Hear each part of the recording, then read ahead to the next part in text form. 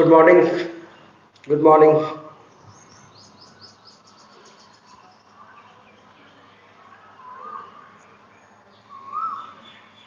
चलिए बच्चों, आज का क्लास स्टार्ट करते हैं। चलिए स्टार्ट करें बच्चे आज का क्लास। अभी हम लोग बच्चे चैप्टर पढ़ रहे थे वेक्टर। आज बच्चे हम लोग अपने चैप्टर को भी स्टार्ट कर लेंगे और बहुत सारे क्वेश्चंस को मेरे बच्चे आज क्लास में करेंगे डिस्कस। चलिए बच्चे स्टार्ट कर ले। थोड़ा सा मैं चेक कर लूँ सब कुछ सही जा रहा है या नहीं। हाँ ठीक है जी, ठीक है बच्चे। चलो मेरे बच्चे स्टार्ट कर ले। आज का टॉपिक वेक्टर ही चल रहे थे।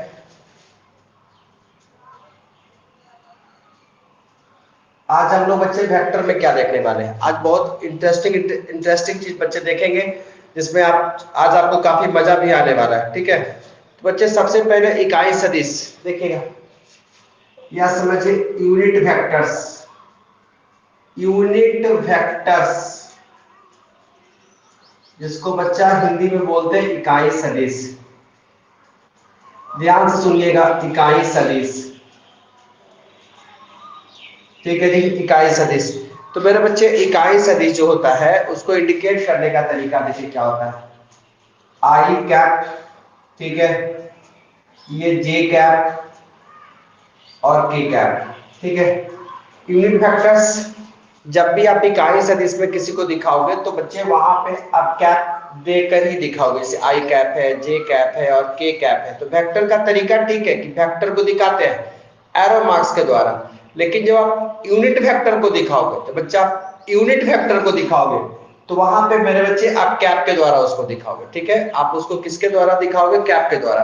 तो बच्चे अभी हम आपको वही थ्योरी मतलब उसी तरह का थ्योरी देने वाले हैं जिससे कि आपको बच्चे चैप्टर में क्वेश्चन को बनाने में एक अप्रोच मिल जाए। ठीक है, जैसे बच्चा एक 3D फिगर लेते हैं, जरा ध्यान से समझना मेरे बच्चे। एक 3D फिगर लेते हैं, ठीक है जी, और ऐसे देखिए जरा, इसको आप x मान लो मेरे बच्चे, इसको y मान लो और इसे z मान लो। ठीक है, यहाँ O है बच्चा, ध्यान से सुनना, और यहाँ एक P है। ठीक है, यहाँ O से P। देखिए बच्चा O से P, तो यहाँ P का मेरे बच्चे आपको P के लिए देखिए, P के लिए निर्देशांक कौन कौन से हो सकते हैं? तो 3D फिगर है, तो यहाँ पे देखो इसको मान लो यहाँ से यहाँ x, ठीक है, और ये हो गया y और ये हो गया z। अभी कुछ नहीं लिखेंगे तो इसके लिए निर्देशांक मेरे बच्चे हो गया x y और z। लेकिन मेरे बच्चे यहां से देखिएगा, इसके लिए निर्देशांक हो गया p के लिए x y z। लेकिन जब आप यूनिट वेक्टर के रूप में लिख रहे हो ना, इसके साथ लीजिएगा i कैप, इसके साथ देना होगा j कैप और इसके साथ मेरे बच्चे k कैप देना होगा। इसके साथ क्या देना होगा? k cap. ठीक है, तो यहाँ ये हो गया x i cap, y j cap और z k कैप। तो बच्चे हम यूनिट वेक्टर की बात कर रहे थे, तो यूनिट वेक्टर का साइन ये i j कैप, मतलब i cap j cap k cap. तो समझिए कि हम यूनिट वेक्टर के रूप में इसको ले लेंगे। ठीक है जी, तो अगर P का निर्देशांक बच्चा x y z है, जिसको बच्चा हम OP को वेक्टर R से इंडिकेट करते हैं, यानी कि O से लेकर P तक की दूरी हो गई। O से लेकर P तक की दूरी हो गई। तो बच्चा अगर आपसे ये कहा जाए, आपसे बच्चा यहाँ पे ये कहा जाए, यहाँ पे आप इस बात को लिख सकते हैं कि OX का मान क्या है? XI, OY का मान क्या है? YJ, और OZ का मान क्या बच्चा? ZK cap. ठीक है, सबके साथ OX का मान हम दे रखे हैं XI कैप, OY का मान दे रखे हैं YJ कैप और OZ का समझिए ZK कैप। तो बच्चे अगर आपसे कहा जाए कि OP का स्थिति सदिश ज्ञात करें, देखिए ध्यान से, OP का स्थिति सदिश जिसको बच्चा इंग्लिश में बोलते हैं पोजीशन वेक्टर। ओपी का बच्चा पोजीशन वेक्टर अगर आपसे पूछा जाए, ओपी का वेक्टर, ओपी का पोजीशन की स्थिति सदिश निकालने को कहा जाए, स्थिति सदिश निकालने को कहा जाए, या इसको इंग्लिश में लिखिए ओपी का बच्चा पोजीशन वेक्टर निकालने को कहा जाए, देखिए इसका तरीका क्या होगा मेरे बच्चे, ध्यान से देखते रहिए कि इसका तरीका क्या होगा। आप इसको ध्यान से देखिए बच्चा, आपके ऑब्जेक्टिव में एग्जाम में क्वेश्चन यहाँ से हो सकता है बच्चे, एग्जाम में आपसे क्वेश्चन हो सकता है। हम वही चीज बता रहे हैं जिससे एग्जाम में क्वेश्चंस आपको काफी आते हैं। अब बच्चा जब क्वेश्चन बैंक बनाओगे तो वहां पे आपको अंदाजा मिल जाएगा। यहाँ से काफी सारा क्वेश्चन का प्रैक्टिस भी आज आपको करवाते हुए हम बढ़ेंगे, ठीक है जी। तो ओपी की मेरे बच्चे स्थिति सदिश ये हो जाएगी। देखिए जो जो जो निर्देशांक दिया हुआ है यानी कि कोऑर्डिनेट दिया हुआ है, ठीक है बच्चा, एक्स वाई जेड, तो उसको मेरे बच्चे एक्स आई, देखिए जो पहला वाला मान है उसको आई कैप के साथ लिखिएगा, और जो दूसरा वाला मान है उसको जे कैप के साथ लिखिएगा प्लस देके, ठीक है। और जो तीसरा वाला मान है मेरे बच्चे ये जेड वाला, तो उसको जेड के कैप करके लिख सकते हैं आप, ठीक है, जेड के कैप। तो बच्चे ओपी, तो ओपी को हम इस तरीके से भी लिख सकते हैं, या बच्चा हम ओपी को वेक्टर आर भी माने हुए हैं, तो वेक्टर आर को भी हम ऐसे करके लिख सकते हैं, एक्स आई बाई जे और जेड के, ठीक है मेरे बच्चे, इस तरीके से लिख सकते हैं। तो आप यहां से क्या सीखे, आप यहां से ये सीखे कि अगर कोई यूनिट वेक्टर में रहा, यूनिट वेक्टर में रहेगा तो आई कैप जे कैप और के कैप, यानी कैप लगा लगा के सूचित करेंगे पहली बार। अगर उसमें आपको मतलब 3D फिगर दिया रहे और किसी का बोले ना कि स्थिति सदिश ज्ञात करो, स्थिति सदिश ज्ञात करो, जैसे हम यहाँ बोल रहे हैं कि ओपी की स्थिति सदिश ज्ञात करो, तो ओपी को बच्चा हम वेक्टर आर के रूप में भी मान सकते हैं, या मान लिए हुए हैं, बस समझिए मान लिया हमने। तो ओपी को बच्चे जब है तो एक्स है, तो इसको जो भी पहला वाला रहेगा उसको आई कैप के साथ लिखेंगे, जैसे यहाँ एक्स है तो आई कैप। दूसरा वाला जो भी रहेगा उसको बच्चा जे कैप के साथ लिखेंगे, और जो तीसरा वाला जेड है उसको के कैप के साथ लिखेंगे। तो बच्चे इसको यूनिट वेक्टर के रूप में आई जे के कैप लगा लगा के लिखते हैं, और इसका पोजीशन वेक्टर हो गया किसका, ओपी का, जिसको वेक्टर आर के रूप में लिख रहे हैं, तो x I cap by J cap और जेड के कैप, इस तरीके से लिखा जाता है। अब इससे एक दो क्वेश्चन आपको दे दें, इससे बच्चा एक दो क्वेश्चन की प्रैक्टिस ही करवा लेंगे अभी। इससे मेरे बच्चे एक दो क्वेश्चन की प्रैक्टिस भी हम करवा लेते हैं अभी, जल्दी से आप इसको कर लीजिएगा। इसका बच्चे थ्योरी पूरा एक्सप्लेनेशन के साथ आपको शाम में हम डलवा देंगे, जो बच्चे अब ये कहां से आया इसका प्रूफ भी बच्चा करवा के हम आपको भेज देंगे, ठीक है। चलिए अच्छी बात है मेरे बच्चे, आप ध्यान से पढ़ते रहें बच्चा, एंजॉय करिए और पढ़ते रहिए, आपका सिलेबस बच्चे अब गति में रहेगा। थ्योरी के साथ साथ बच्चे हम चैप्टर पे भी काम करते रहेंगे, थ्योरी के साथ साथ मेरे बच्चे हम चैप्टर पे भी काम करते रहेंगे।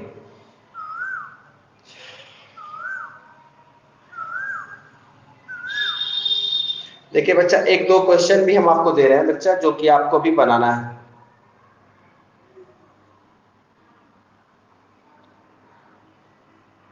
बिल्कुल बिल्कुल, कॉल करके पता कर लीजिएगा।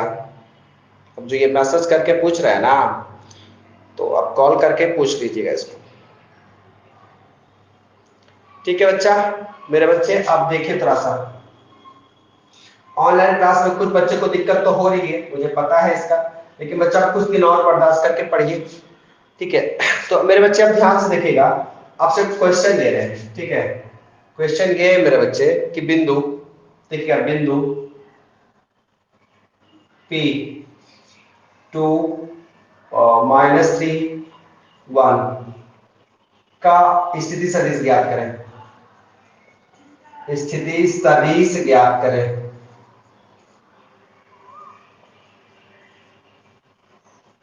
अगर इंग्लिश वाले बच्चे सुनना चाहते हैं तो लिखिएगा find the position vector of point P, find the position vector of point P 2 -3 1, ठीक है, 2 -3 1, find the position vector of point P, ठीक है, 2 -3 1, ठीक है बच्चा। देखिए तो अगर आपको किसी का पोजीशन वेक्टर निकालने को कहा जाए, तो जैसे बच्चा P, तो P है तो बच्चे इसको OP के रूप में लिखिएगा, बार बार हम कल समझा रहे हैं, कल भी बोले थे और आज भी बोले, OP के रूप में लिखिए। या बच्चा इसको आप चाहे तो वेक्टर आर के रूप में भी लिख सकते हैं, जिसको हम लोग वेक्टर आर मान के चल रहे थे। ठीक है बच्चा, आप इसको क्या लिखोगे, जो पहला वाला मान है उसको आई कैप के साथ, प्लस जो दूसरा वाला मान है उसको जे कैप के साथ, और जो तीसरा वाला मान है मेरे बच्चे, जो तीसरा वाला मान है उसको के कैप के साथ। तो बच्चा यहां देखो, ये 2 आई कैप हो गया, ये प्लस और ये माइनस, तो माइनस 3 जे कैप हो गया। और बच्चा 1 के को तो हम डायरेक्ट के भी लिख सकते हैं, के का मतलब तो 1 ही के हुआ ना, तो 1 लिखना तो कोई जरूरी नहीं है। तो बच्चे आप इसे नोट कर लो, मेरे बच्चे आप इसे नोट कर लो। एक और क्वेश्चन देख लो मेरे बच्चे, एक और क्वेश्चन देखो।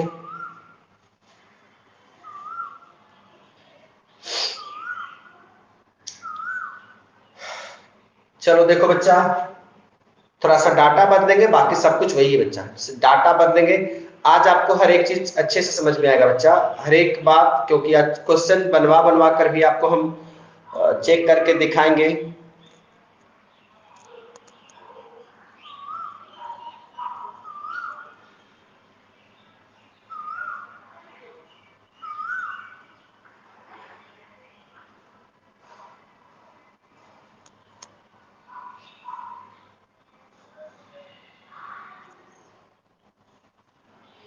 देखो मेरे बाबू, अगर हम क्वेश्चन बदल दें, जैसे देख मान लो कि हमने यहाँ -3 कर दिया और यहाँ 2 कर दिया और यहाँ मेरे बच्चे मान लो कि 5 कर दिया, तो अगर इसका इसका पोजीशन वेक्टर निकालने को कहा जाए, यानी कि स्थिति सदिश, तो कैसे ज्ञात करेंगे? अगर इसका पोजीशन वेक्टर निकालने को कहा जाए तो कैसे ज्ञात करेंगे? बच्चे 1 नंबर की ऑब्जेक्टिव में ये क्वेश्चन हो सकता है, याद रखना कि ऑब्जेक्टिव में ये क्वेश्चन हो सकता है, बहुत अच्छा क्वेश्चन है, साधारण ही क्वेश्चन है, लेकिन बच्चा ऑब्जेक्टिव में पूछा गया है ये सब क्वेश्चन। ठीक है बच्चा, क्वेश्चन साधारण ही है, बहुत बड़ा क्वेश्चन नहीं है, लेकिन बच्चे क्वेश्चन पूछा गया है, बहुत अच्छा। एक बच्चे ने तो डन कह दिया, एक बच्चे ने तो डन कह दिया है, गुड जॉब, बहुत अच्छा। बाकी सब बच्चे को भी लेट ही हो रहा है। चलो बच्चे, मुझे आशा है कि आप लोग नहीं भी कह रहे हो डन, लेकिन फिर भी विश्वास है कि आप बना लोगे। बच्चा जैसे -3 है ना, तो -3 है ना, तो इसको क्या लिखोगे, -3 आई कैप प्लस 2 जे कैप और 5 के कैप। ठीक है जी, 5 के कैप हो गया बच्चा। अब थोड़ा सा हम इसमें और कहानी को और तंदुरुस्त दुरुस्त बनाते हैं बच्चा, और तंदुरुस्त और दुरुस्त बनाते हैं इस कहानी को। देखना, अभी बच्चा यहाँ 3 दिया रहता है निर्देशांक, 3 कोऑर्डिनेट दिए रहते हैं, लेकिन बच्चा तो जब 3 को दिया रहेगा तो 3D की बात कर रहा है, लेकिन हो सकता है कि इसमें कभी कभी वो 2 ही दिया रहे मेरे बच्चे, कभी कभी 2 ही दे। जैसे मान लो कि -4 और 3 दे दिया, ठीक है, और आपसे कहेगा ना कि भैया मेरे पोजीशन वेक्टर बताइए इसका, ठीक है, स्थिति सदिश बताइए इसका, तो इसका स्थिति सदिश मेरे बच्चे -4i, ठीक है, प्लस 3j, और यहाँ कुछ नहीं तो बच्चे 0 भी ले सकते हैं, 0 के कैप। ठीक है, अब बच्चा 0 के कैप का मतलब तो कुछ है नहीं, 0 लिखना तो कोई जरूरी नहीं, क्योंकि बच्चा इसको फाइनली हम लोग जो लिखेंगे इसका आंसर वो इतना ही लिख सकते हैं। हो सकता है कि ऑप्शन में आपके ये भी दिया रहे, हो सकता है बच्चा 0 भी दे के दे सकता है, तो वैसे में आंसर ये, अगर 0 ना दिया रहे तो आंसर ये भी हो सकता है। तो आप इसे भी नोट कर ले, हो सकता है कि कोई ना कोई डिजिट छोड़ दे आपको, जैसे यहाँ पे तीसरा डिजिट छोड़ दिया है, तो शुरुआत पहला सी होगा, दूसरा सी होगा, बाद में तीसरा हो सकता है। ठीक है, तो पहला वाले में आई, दूसरा वाले में जे और तीसरा वाले में के। बच्चे मुझे उम्मीद है कि आप इस बात को समझ चुके होंगे, मुझे बच्चे उम्मीद है कि आप इस बात को समझ चुके होंगे। ये 2D में क्वेश्चन हो गया, और जो 3 गो रहेगा तो वो 3D का क्वेश्चन होता है, जिसमें एक्स वाई जेड आता है। ठीक है मेरे बच्चे, अब आगे बढ़ते हैं जी। ठीक है बाबू, देखिए अब जो है बच्चा दिक कोजिया, इसको बोलते हैं direction cosine of a vector. ठीक है बच्चा, अगली टॉपिक की ओर मूव करते हैं, direction cosine of a vector. ठीक है बच्चा, डायरेक्शन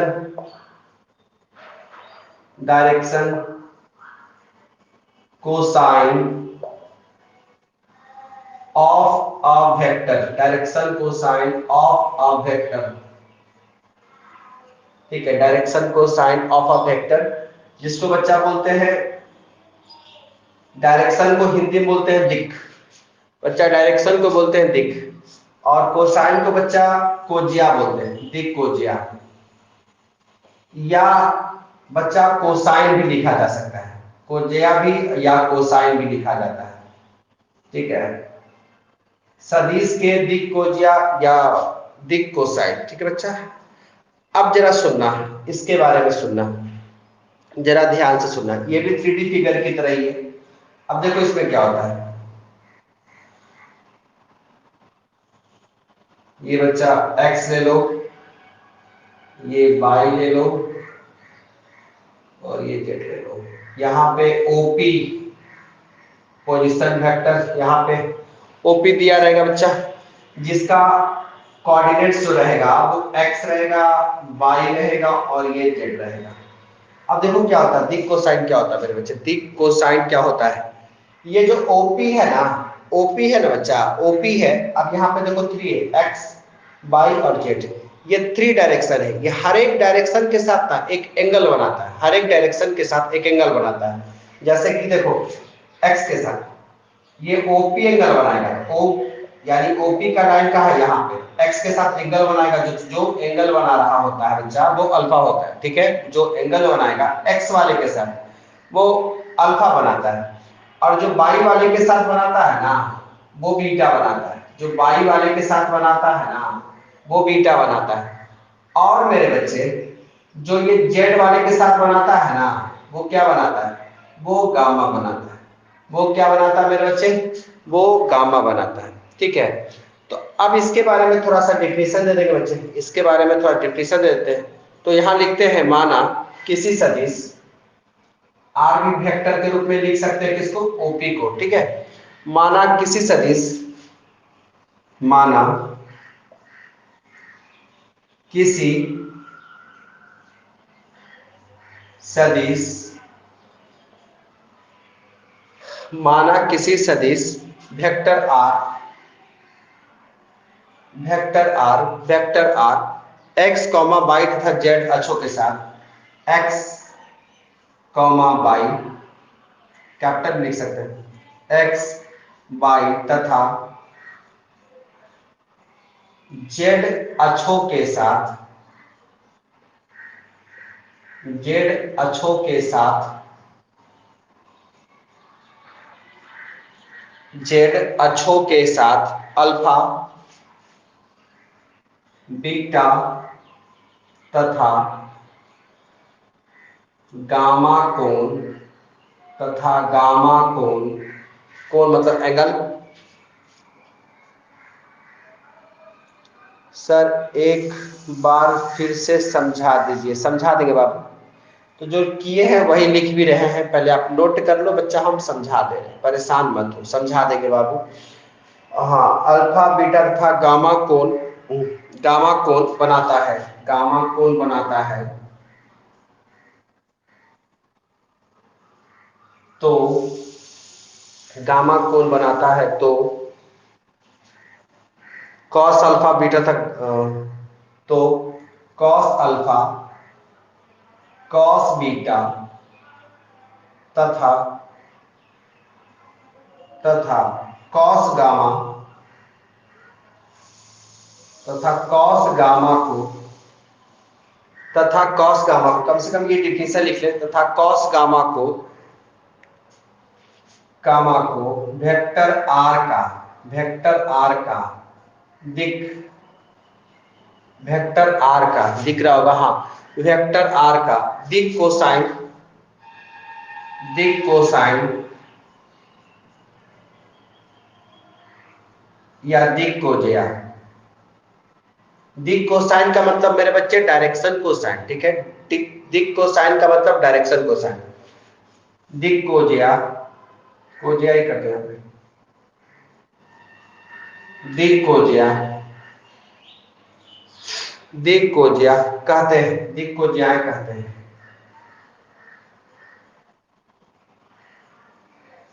आप इसे नोट करें मेरे बच्चे, हम फिर से समझा रहे हैं, परेशान मत हो, हम फिर से समझा देंगे।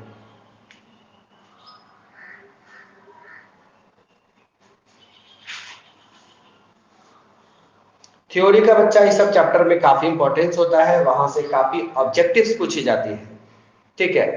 तो उनको जानने के लिए थ्योरी का सारा थ्योरी का ज्ञान होना बहुत जरूरी बच्चे, तो इसीलिए कह रहे हैं पैशंस के साथ बढ़ेंगे हम लोग, और थोड़ा अब तेजी भी ला रहे हैं कि तेज बढ़ेंगे बच्चा।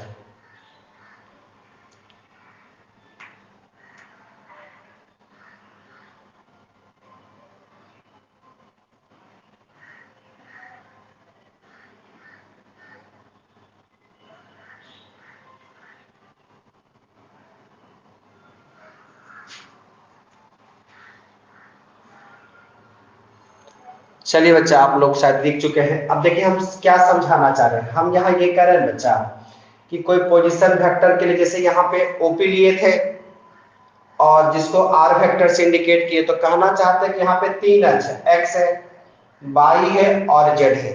तीन अक्ष है, एक्स है, वाई है और जेड है मेरे बच्चे। तो ध्यान से सुनिएगा जो बात समझाना चाह रहे थे। सर हटिए, अरे बाप रे, अभी भी आप हटिए वाला चीज नहीं छोड़ रहे हैं। लिखिए, पहले आप लिख लीजिए, पहले इनको लिखने ही दीजिए।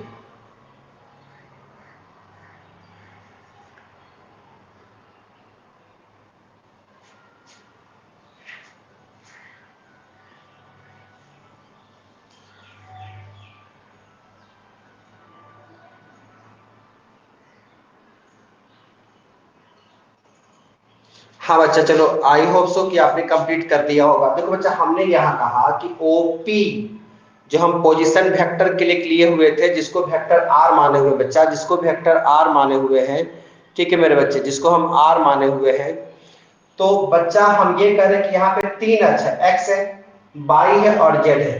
तो इस ओपी के साथ हर एक तीनों अक्ष इस ओपी वाली यानी इस वेक्टर आर के साथ तीनों कोण बनाएगा। तो जो एक्स अक्ष है ना बच्चा, आप देखो वेक्टर आर का कौन सा देखा, ये वाला, तो यहां से लेके एक्स अक्ष तक जो कोण बना वो अल्फा है, ठीक है। और वाई अक्ष के साथ जो ये कोण बना रहा है ना वो बीटा है, और जेड अक्ष के साथ ये जो कोण बना रहा है ना वो क्या है, वो गामा है, वो गामा है, ठीक है। अब इसी को बच्चा यहाँ पर लिख दिए, तो फिर हम यहाँ बोले कि यहाँ पे बना जो ये कोण बना बच्चा, वो कोसाइन यानी कॉस के साथ बनता है। देखो लिखा है ये डायरेक्शन कोसाइन, यानी जो कोण बनता है कॉस के साथ। तो यहाँ पे कॉस अल्फा, कॉस बीटा और कॉस गामा को वेक्टर आर का, ये जो वेक्टर आर है ना ये वाला, ये जो डिस्टेंस है ओपी वाला, उसका कोसाइन बोलते हैं। इस वेक्टर आर का कोसाइन बोलते हैं इसको, ठीक है। जिसको बच्चा हिंदी में लिख दिया दिक कोसाइन या दिक कोजिया, ठीक है, दिक कोसाइन या दिक कोजिया। अब बच्चा इसमें आगे बढ़ते हैं, इसमें आगे बढ़ते हैं। अब इसमें आगे थोड़ा सा क्या है देखना जरा, ये तो नोट कर ही चुके होंगे बच्चा, देखना।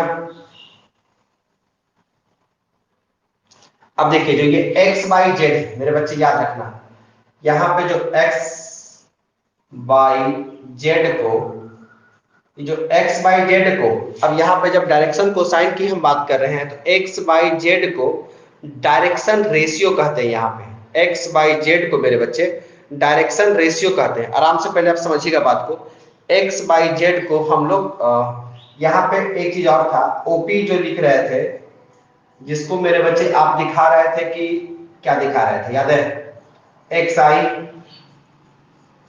वाई वाई जे और जेड के क्या, ठीक है।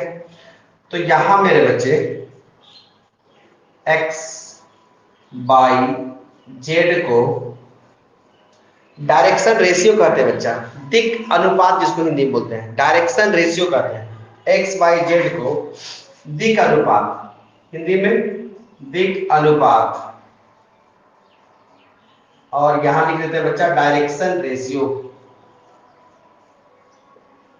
डायरेक्शन रेशियो कहते हैं। डायरेक्शन रेशियो क्या कहते हैं, डायरेक्शन रेशियो कहते हैं। अब बच्चा ऑब्जेक्टिव में यहां से भी क्वेश्चंस आपको पूछे जा सकते हैं, तो क्या क्वेश्चंस होंगे आप इसको नोट करिए, हम बताते हैं।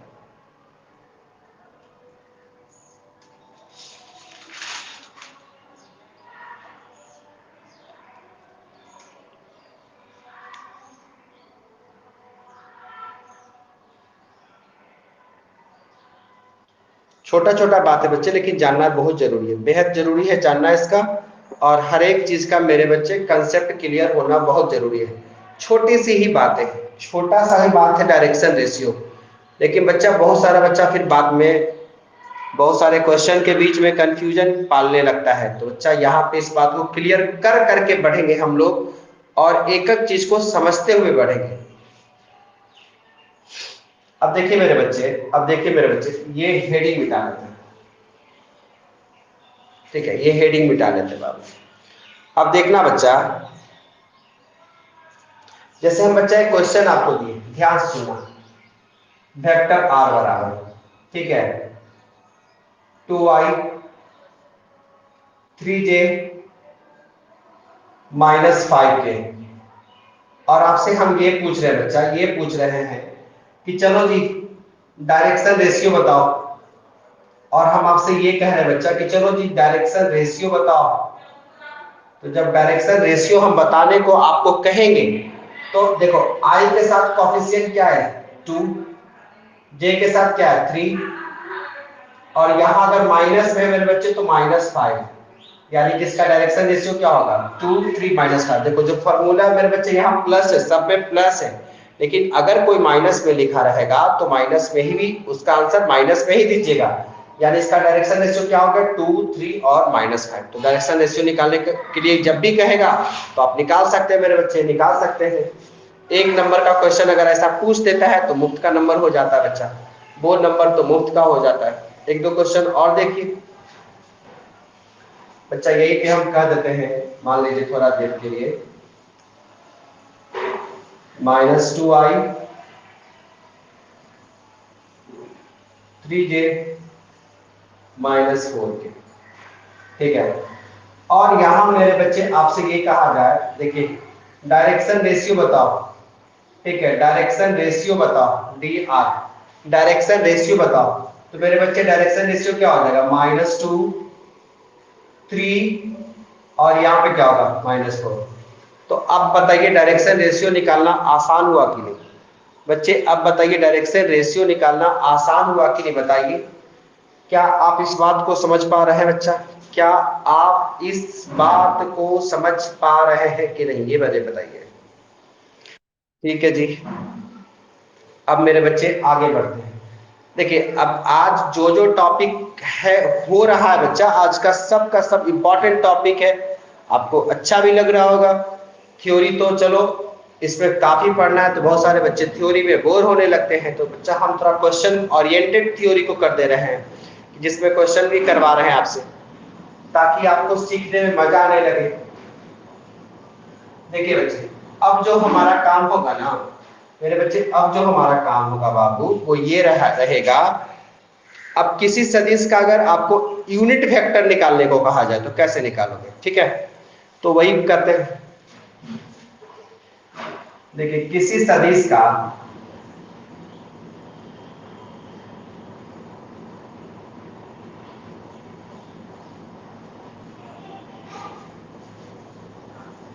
यूनिट वेक्टर यानी कि इकाई सदिश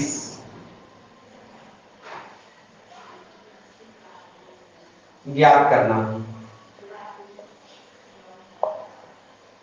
अब देखिए आपको यहाँ पे करना है ना कि फाइंड द यूनिट वेक्टर। अगर आपसे कहा जाए कि फाइंड द यूनिट वेक्टर, यानी कि आप किसी सदिश का किसी सदिश का इकाई सदिश कैसे निकालिएगा, तो उसके निकालने का मेरे बच्चे तरीका पर अब हम लोग काम करेंगे। जैसे बच्चा अभी जो 3D का फिगर दिखा रहे थे, ध्यान से सुनिएगा मेरे बच्चे, 3D का जो फिगर दिखा रहे थे बच्चा, और भी एक्सप्लेन हो सकता है, ठीक है, जिससे बच्चा इसके प्रूफ की भी बातें आएंगी। तो हम आपको आपके पीडीएफ में इसको भेज दे रहे हैं, आप देखेंगे उसको।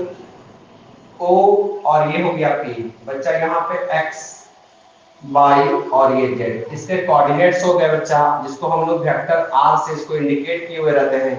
ये बच्चा एक्स हो गया, एक्स एक्सिस, ये वाई एक्सिस, और ये मेरे बच्चे जेड एक्सिस, ठीक है, ये जेड एक्सिस। अब देखिए यहाँ पे हम बच्चा ओपी बराबर, या इसको वेक्टर आर बराबर शायद लिखे, शायद नहीं, एक्स वाई वाई जे और जेड के, इस तरीके से लिखते हैं पोजीशन वेक्टर के रूप में। हम बोले थे कि इसको स्थिति सदिश बोल रहे हैं, यानी कि आप इसका स्थिति सदिश बता रहे हैं, ठीक है। अब बच्चा जरा देखना, अगर ओपी निकालना रहा वेक्टर, तो बच्चे अगर ओपी की लंबाई ज्ञात करना रहेगा ना, तो इसका मैग्नीट्यूड निकालना होता है, इसका मैग्नीट्यूड निकालना होता है, ठीक है। और मैग्नीट्यूड जो होता है बच्चा वो मॉड में लिखा जाता है। मॉड में क्यों? तो बच्चा मॉड में लिखा जाता है, मॉड में कोई भी चीज धनात्मक ही होता है, तो धनात्मक बताने के लिए मेरे बच्चे, अब लंबाई तो निगेटिव कंसीडर होगा नहीं, ओपी का जो भी लंबाई होगा बच्चा वो तो निगेटिव कंसीडर होगा नहीं, तो वो मॉड में लिखते हैं।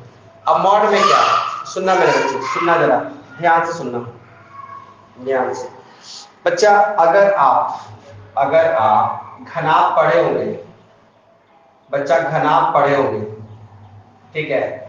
जब आप घनाभ पढ़े होंगे मेरे बच्चे, ध्यान से सुनिएगा, तो आप पढ़े होंगे फॉर्मूला कि घनाभ का विकर्ण बराबर, घनाभ का विकर्ण बराबर, ठीक है, ठीक है, घनाभ का विकर्ण यानी कि डायगोनल ऑफ, ठीक है, डायगोनल ऑफ क्यूबॉइड, ठीक है, क्यूब या क्यूबॉइड जो भी बच्चा, घनाभ की बात कर रहे हैं, तो घनाभ का विकर्ण बच्चे पढ़े होंगे root under L square plus B square plus H square, ऐसा पढ़ा होगा, ठीक है, root under L square plus B square plus H square. तो मेरे बच्चे यहाँ पर भी ये क्यूबॉइड की तरह ही काम करेगा, यानी कि घनाभ की तरह ही काम करेगा। लेकिन अब आप कहोगे ये कि आपको घनाभ कहाँ दिख रहा है इसमें बच्चा, आप तो यही कहोगे कि इसमें घनाभ कहाँ दिख रहा है, और घनाभ अगर दिखा भी दिए तो विकर्ण दिखाओ, विकर्ण कहाँ है। तो मेरे बच्चे आप इस x y z से तो बखूबी जान गए कि x y z कहाँ से आया है बच्चा। ओ एक्स, इस लंबाई को बच्चा बोले हैं x, ओ वाई को बोले हैं y, और ओ जेड को बच्चा बोले हैं z, ठीक है, पहली बात। अब देखो यहाँ पे मेरे बच्चे हम क्यूबॉइड ही बनाते हैं, पूरा बता रहे हैं, ध्यान से इस फार्मूले को आप याद रखना बच्चा, यहाँ क्यूबॉइड बनाते हैं, ध्यान से सुनो, इसको थोड़ा सा इधर लिख लेते हैं, एक्स आई वाई जे और जेड के। अब बच्चा ध्यान से सुनो, पहले इसको मिला लो, अब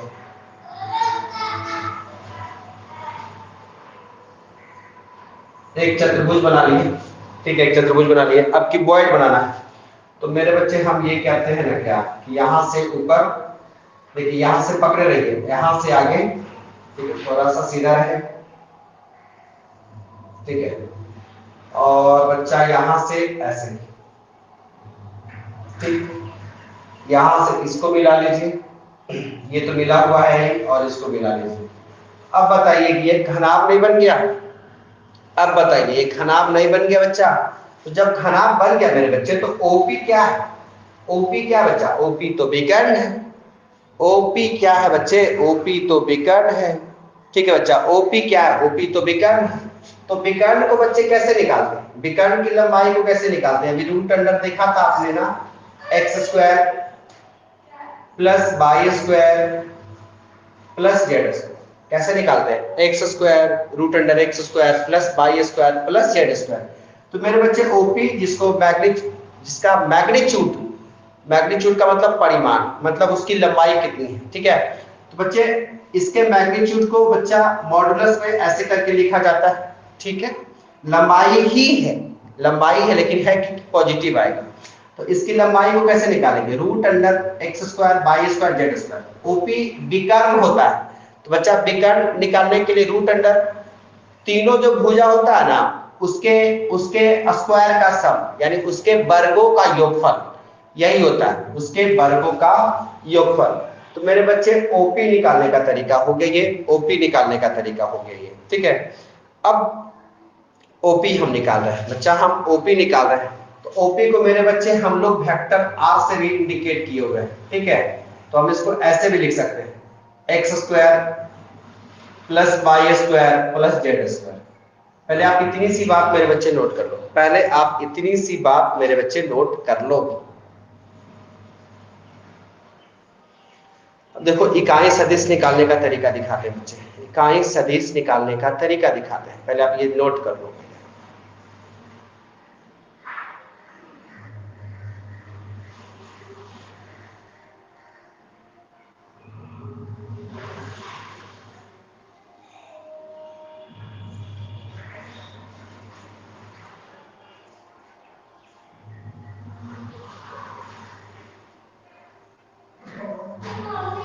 अगर किसी बच्चे को दिक्कत होगा वो बच्चा हमें मैसेज कर सकता है बच्चा, हम फिर आपसे बात करेंगे। और मेरी भरसक कोशिश होगी कि आपको जो भी बात हम पढ़ा रहे हैं बच्चा, वो आपको पूरे पूरे समझा लेना है बच्चे। सिलेबस कंप्लीट करवाना मेरा मकसद नहीं है, मैं आपको बार बार समझाता हूँ बच्चे, आपको सिखाना मेरा मकसद होगा तो आप सीखते रहिए, मेरा काम ही सिखाना है। अगर आप कहीं कोई बात समझ में ना आए तो आप खुलकर बात करिए कि हाँ ये बातें मेरे समझ में नहीं आई बच्चा, हम उसको और भी अच्छे तरीके से एक्सप्लेन करेंगे। देखो बच्चा, इसको साबित करके इतना लाया जाता है, ठीक है, जो कि हम थ्योरी आज आपको भेज भी रहे। अगर आपको समझ में आ गया तो ठीक है, नहीं आएगा तो बच्चे हम फिर से करवा देंगे, ठीक है। तो चलो बच्चे, आपने शायद शायद शायद कर लिया होगा शायद।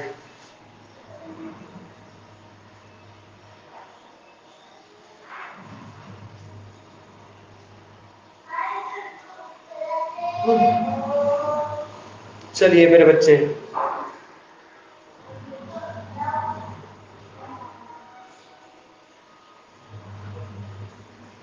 देखिए बच्चा, आपको हमने कहा था यूनिट वेक्टर निकालने का तरीका, ठीक है जी, यूनिट वेक्टर निकालने का तरीका। तो बच्चे ध्यान से सुनना, यूनिट वेक्टर निकालने का तरीका। तो यानी कि बच्चा यहाँ पे आर है, तो जब यूनिट वेक्टर निकालने को बोल रहे हो, यूनिट वेक्टर को किससे इंडिकेट करते हैं? आर कैप से।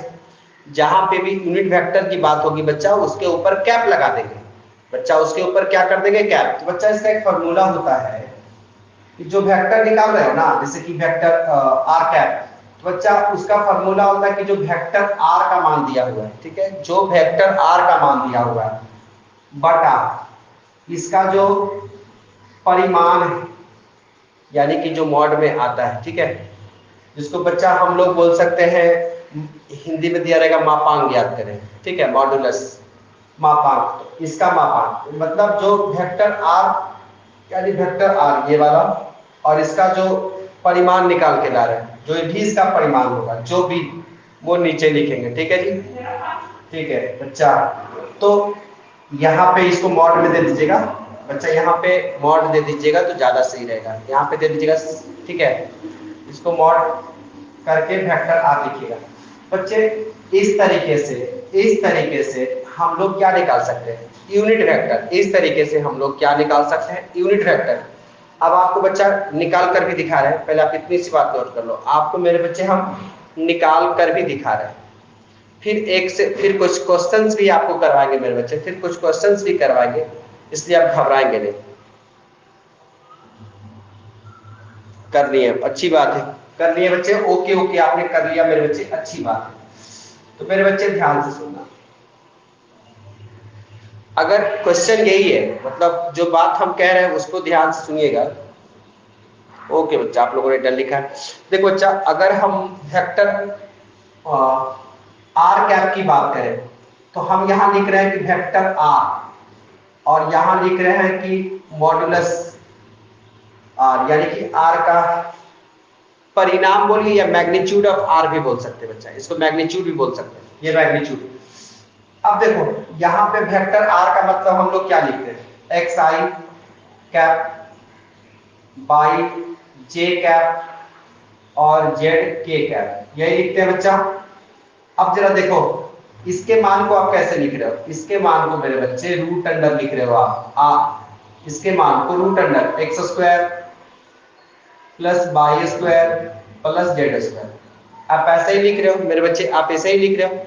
और चाहो तो इसको और भी एक्सप्लेन किया जा सकता है, कैसे? जरा ध्यान से सुना बच्चा, इसको और भी एक्सप्लेन कर सकते हैं। एक तो ये तरीका है, यहां तक भी आंसर छोड़ा जा सकता है, लेकिन और एक्सप्लेन करिए, जैसे कि एक्स है तो यहाँ पे root under X square Y square plus Z square, ठीक है, और यहाँ पे आई कैप, ठीक है बच्चा, आई कैप। फिगर मिटा दे रहे, फिगर का भी फिलहाल कोई काम नहीं बच्चा, ठीक है। फिर बच्चा plus by root under X square plus Y square plus Z square, J cap, ठीक है, plus plus Z root under X square Y square और जेड स्क्वायर, ठीक है, और यहाँ पे ये हो गया के कैप। तो आप इतनी सी बात पहले नोट कर लें, आप इतनी सी बात मेरे बच्चे नोट कर लें।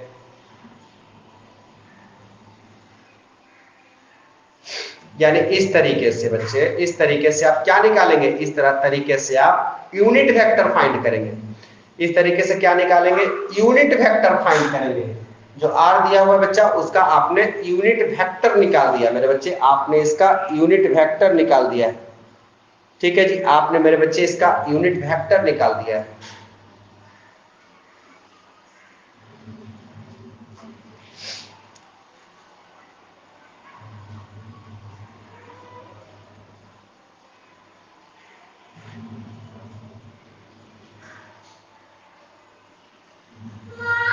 अब इससे बच्चा हम लोग कुछ क्वेश्चंस भी देखेंगे मेरे बच्चे, कुछ क्वेश्चंस भी हम लोग देखेंगे यहाँ पे। तो चलिए उस क्वेश्चन को देखने से पहले एक और बात जानिए, एक बात और जानिए मेरे बच्चे, एक बात और जानिए। देखिए जरा ध्यान से सुनिएगा, एक बात और सुनिए बच्चा। जैसे कि बच्चा अगर अगर ये यूनिट वेक्टर निकल गया, अगर आपको यूनिट वेक्टर का मैग्नीट्यूड निकालने को कहा जाए ना, तो यूनिट वेक्टर का मैग्नीट्यूड का मान जो मेरे बच्चे होता है वो हमेशा कितना होता है, यूनिट वेक्टर के मैग्नीट्यूड का मान हमेशा कितना होता है, हम प्रूव करके दिखा रहे हैं आपको, लेकिन पहले बता दें। देखिए यूनिट वेक्टर के मैग्नीट्यूड का मान हमेशा कितना होता है, 1। बच्चा हम ये बात आपको प्रूफ करके दिखा रहे हैं, ये बात आपको हम प्रूफ करके दिखा रहे हैं। जैसे यहाँ पे आर फैक्टर दिया हुआ है बच्चा, तो इसका मान 1 आना चाहिए। तो 1 कैसे आएगा, सर ध्यान से सुनना।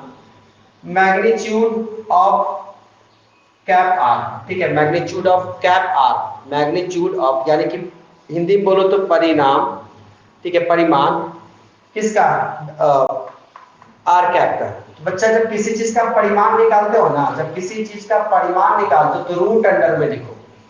बच्चा जब किसी चीज का परिमाण निकालते हो ना, तो आप उसको रूट अंडर में लिखो, ठीक है। अभी थोड़ी देर पहले बता रहे थे। और रूट अंडर में आई से पहले क्या लिखा है, आई से पहले लिखा हुआ है X root under X square plus Y square plus Z square. अब जो भी मान दिया है बच्चा, जैसे कि अभी थोड़ी देर पहले आपने बता रहे थे कि अगर ये निकल रहा था तो X square plus Y square plus Z square, ये बात आप बता रहे थे कि नहीं, यानी कि जो भी रूट में रहेगा X square Y square Z square, जबकि आर का मान आपको कितना दिया हुआ था, एक्स आई बाई जे और जेड के, यही दिया हुआ था। तो आई से पहले क्या है, एक्स, तो एक्स स्क्वायर, जे से पहले, जे कैप से पहले क्या है, बाई, तो बाई स्क्वायर, और के कैप से पहले क्या दे रखा है, जेड, तो यहाँ पे क्या हो गया, जेड स्क्वायर। ठीक है बच्चा, उसी प्रकार मेरे बच्चे, उसी प्रकार यहाँ पे हम इस चीज को लिखेंगे, उसी प्रकार मेरे बच्चे इस चीज को लिखेंगे। अब जैसे यहाँ पे देखो, अब यहाँ पे मेरे बच्चे देखो, जे से पहले क्या है, by X square plus Y square plus Z square, इसका होल स्क्वायर, और plus Z root under X square plus Y square plus Z square, जो भी मान रहेगा उसका होल स्क्वायर। ठीक है बच्चा, उसका होल स्क्वायर। अब जरा देखो मेरे भाई, अब जरा देखो मेरे भाई, एक्स का स्क्वायर क्या होगा, एक्स स्क्वायर रूट है बच्चा, और रूट का स्क्वायर क्या होता है, रूट को खत्म कर देता है। यहाँ हो गया X square plus Y square plus Z square, और यहाँ मेरे बच्चे वाई स्क्वायर, यहाँ क्या होगा X square plus Y square plus Z square. उसी प्रकार मेरे बच्चे यहाँ भी Z square X square plus Y square और प्लस मेरे बच्चे जेड स्क्वायर। अगर मेरे बच्चे आप इसका एलसीएम ले लेते, अगर आप इसका एलसीएम ले लेते X square plus Y square plus Z square, तो आपका ऊपर भी बचता X square plus Y square plus Z square, ये कटकर कितना हो जाता है, रूट अंडर 1, और रूट अंडर 1 का मान क्या होता है, 1। बच्चा अब आप बताओ, मैग्नीट्यूड ऑफ आर कैप का मान, यानी कि जो यूनिट वेक्टर निकाले आर का, उसका मान कितना आया, 1। तो जब भी आप किसी भी यूनिट वेक्टर का मैग्नीट्यूड निकालेंगे ना, तो उसका मान हमेशा कितना आएगा, उसका मान हमेशा कितना आएगा, 1। अब एक क्वेश्चन देके समझाते हैं आपको मेरे बच्चे, अब एक क्वेश्चन देके समझाते हैं आपको, तो ध्यान से सुनिएगा मेरे बच्चे, क्वेश्चन देखिए और ध्यान से समझिए इस बात को।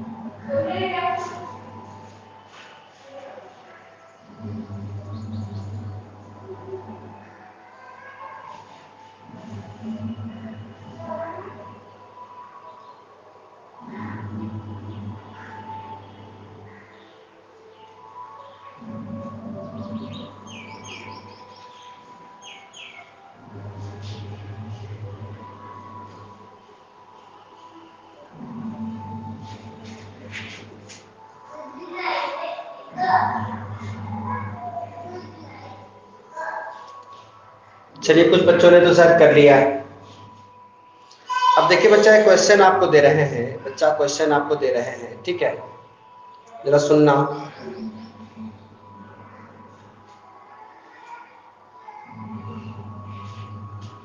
जरा देखो बच्चा, एक क्वेश्चन दे रहे हैं, ऊपर तो लिख ही लिए होंगे। देखो एक क्वेश्चन है। अब देखो बच्चा, वेक्टर ए का मान दिया हुआ है 2i 3j प्लस 5k, ठीक है। तो मेरे बच्चे, आपको क्या करना है, आपको क्या करना है बच्चा, सबसे पहले कि आप इसका निकालिए यूनिट वेक्टर। क्या निकालिए आप इसका यूनिट वेक्टर। आप मेरे बच्चे सबसे पहले इसका यूनिट वेक्टर निकालिए।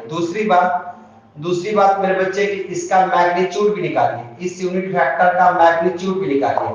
और हम आपको बता दिए कि यूनिट वेक्टर का मैग्नीट्यूड हमेशा कितना होता है 1।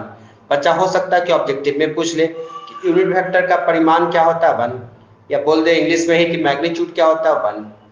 तो उसका मान तो 1 आना है तय, तो 1 लाकर बताइएगा।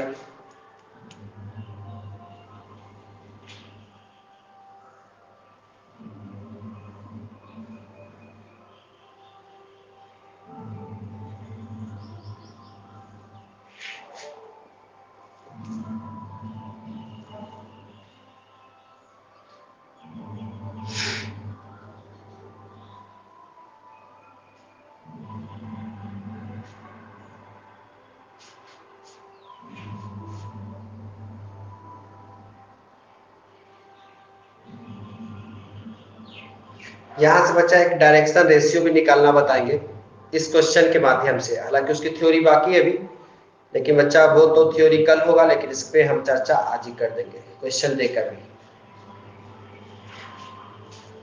क्या किसी बच्चे का हो गया? क्या किसी बच्चे ने कर लिया? क्या किसी बच्चे ने किया या नहीं, बताइए जरा।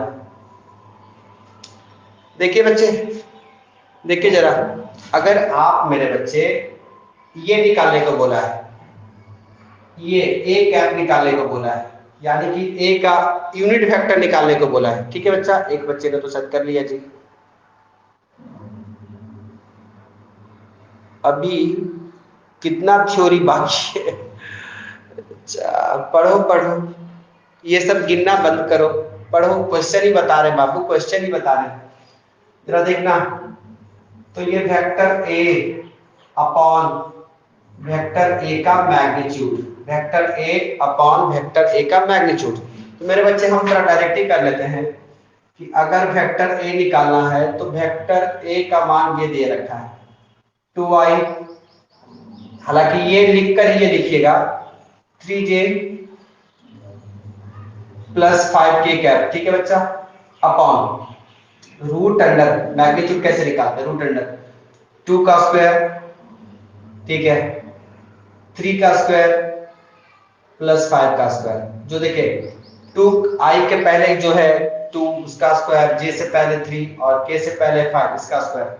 तो मेरे बच्चे ये क्या हो गया 2i कैप, और यहाँ पे देखिए 38 हो रहा होगा शायद, तो रूट अंडर 38। आप चाहो तो अलग अलग करके भी लिख सकते हो, 3j कैप रूट अंडर 38 और प्लस 5।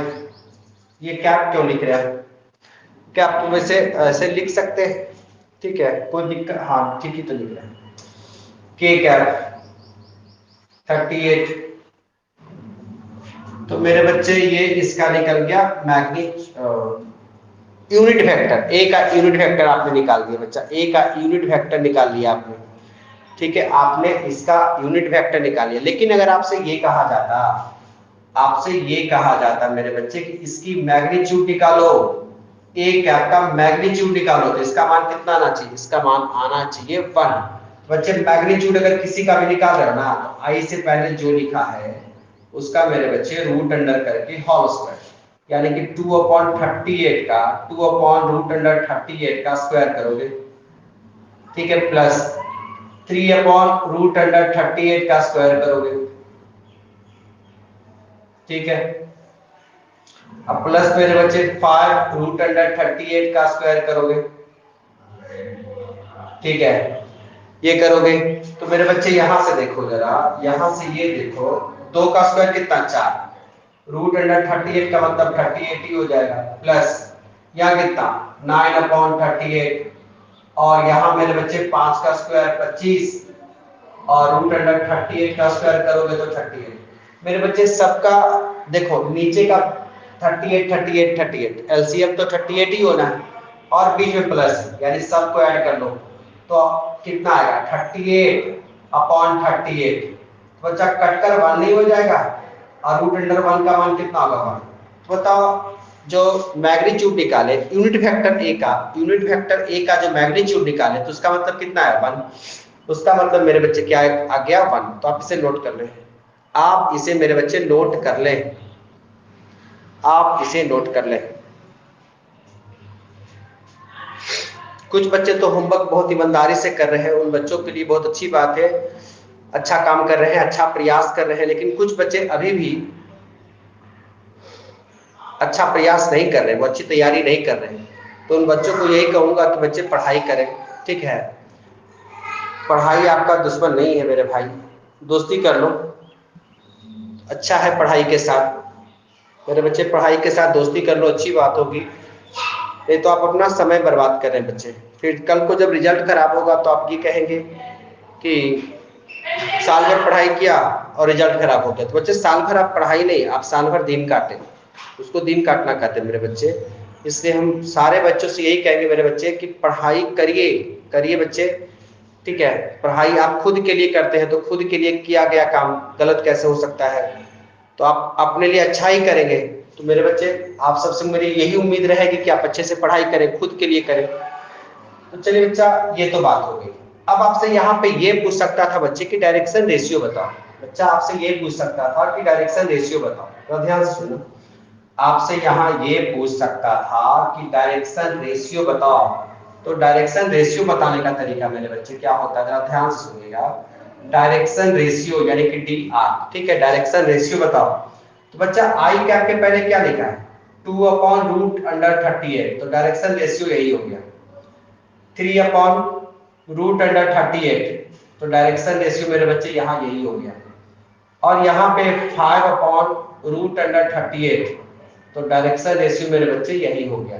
तो यही डायरेक्शन रेशियो। तो अगर आपसे डायरेक्शन रेशियो भी पूछता तो आप सबसे पहले इसका मैग्नीट्यूड निकालते, सॉरी ए कैप का मान निकालते, तो ए कैप का मान निकालने के बाद आई का कॉफिशिएंट 2/√38, जे का कॉफिशिएंट यानी गुणांक, यानी जे से पहले जो लिखा है, और के का कॉफिशिएंट यानी के से जो पहले लिखा हुआ है, वही बच्चे क्या होता है, वही आपका होता है डायरेक्शन रेशियो। वही क्या होता है, वही आपका होता है डायरेक्शन रेशियो, वही होता है डायरेक्शन रेशियो 2 3 5, ठीक है। नहीं नहीं 2 3 5 जो वहां एक्स वाई जेड वहां पे मेरे बच्चे एक्स वाई जेड जो कर रहे थे वो भी सही बात बता रहे थे, लेकिन यहाँ पे जो डायरेक्शन रेशियो बताओगे ना तो ये कैलकुलेशन करके ही बताओगे, यहाँ पर जो बच्चे बताओगे यहाँ पर ये कैलकुलेशन करके बताओगे, इसके लिए थ्योरी बाकी है, मैंने पहले ही कहा था, और जिसकी थ्योरी की चर्चा हो सकता है हम कल कर दें बच्चा, इसकी थ्योरी की चर्चा हम कल कर दें। तो एक क्वेश्चन बच्चा बहुत साधारण सा क्वेश्चन है जो हम आपको देना चाहते हैं, बच्चा आपको देना चाहते हैं, ठीक है। ये डायरेक्शन रेशियो नहीं हुआ, ये डायरेक्शन रेशियो नहीं हुआ बच्चा, ये डायरेक्शन कोसाइन हो गया, ये बच्चा डायरेक्शन रेशियो नहीं डायरेक्शन कोसाइन हो गया, सॉरी ये डायरेक्शन कोसाइन हो गया, ये डायरेक्शन कोसाइन हो गया मेरे बच्चे, ठीक है, ये डायरेक्शन कोसाइन हो गया, ये डायरेक्शन कोसाइन हो गया। थोड़ा सा सुधार लेंगे, डायरेक्शन कोसाइन यानी कि दिक कोजिया, क्या होगा बच्चा दिक कोजया, दिक कोजया हो गया, ठीक है बच्चा। एक चीज दिक कोजिया में मेरा और छूट गया था बच्चा, अगर आपके पास जगह होगा तो शायद दिख लेंगे, शायद हमसे के बाद और छूट गई थी, थोड़ा सा दिखा दे उसको भी। ये डायरेक्शन कोसाइन होगा बच्चा, यहाँ पे इसको सुधार लेंगे, ये डायरेक्शन कोसाइन होगा, ये डायरेक्शन कोसाइन है, दिक कोजिया ये डायरेक्शन रेशियो नहीं, डायरेक्शन रेशियो था क्या 2 3 और 5, 2 3 5 डायरेक्शन रेशियो था, ये डायरेक्शन कोसाइन है। अब बच्चा ध्यान से सुनिएगा, इसको मेरे बच्चे ध्यान से सुनिएगा, जैसे हम आपको वहां पे लिखे थे ना कि कॉस अल्फा, तो कॉस अल्फा को मेरे बच्चे एल से इंडिकेट करते हैं। कॉस बीटा, इस पे भी बहुत सारा चर्चा बाकी मेरे बच्चे। कॉस बीटा को एल एम से इंडिकेट करते हैं, और जो कॉस गामा होता है मेरे बच्चे, इसको एन से इंडिकेट करते हैं। ये बात भी लिख दीजिएगा, ये बात बच्चा वहां जाके लिख दीजिएगा कि कॉस अल्फा जो है बच्चा उसको एल से, कॉस बीटा को एम से, और कॉस गामा को मेरे बच्चे एन से सूचित करते हैं। किससे सूचित करते हैं बच्चा? एन से सूचित करते हैं। ठीक है जी, एन से सूचित करते हैं। तो मेरे बच्चे अगर आपको किसी चीज का परिमाण ज्ञात करने को कहा जाए, किसी चीज का परिमाण ज्ञात करने को कहा जाए, तो अब आप निकाल सकते हैं मेरे बच्चे। किसी चीज का परिमाण ज्ञात करने को कहा जाए तो आप निकाल सकते हैं। ठीक है, जैसे क्वेश्चन देते हैं आपको, लिख लिए होंगे मेरे बच्चे, लिख लिए होंगे। देखो जरा, एक क्वेश्चन देते हैं, जैसे ध्यान से सुनो। 2i 4j प्लस k, ठीक है। और बच्चा मान लो कि वेक्टर r है। अगर हम आपसे कहें ना कि इसका परिमाण ज्ञात करो, परिमाण का मतलब इसका मैग्नीट्यूड ज्ञात करो, तो इसका परिमाण कैसे ज्ञात करेंगे? बता रखे हैं हम, रूट अंडर 2 का स्क्वायर प्लस -4 का स्क्वायर, और यहाँ कुछ नहीं तो 1 का स्क्वायर। तो मेरे बच्चे कितना, 4 और ये 16, 20 और ये 21, रूट अंडर 21। तो इसका ये हो गया क्या, परिमाण। तो बच्चा अगर आप अपने चैप्टर 10.2 को देखोगे ना, अगर आप अपने चैप्टर 10.2 को देखोगे ना बच्चा,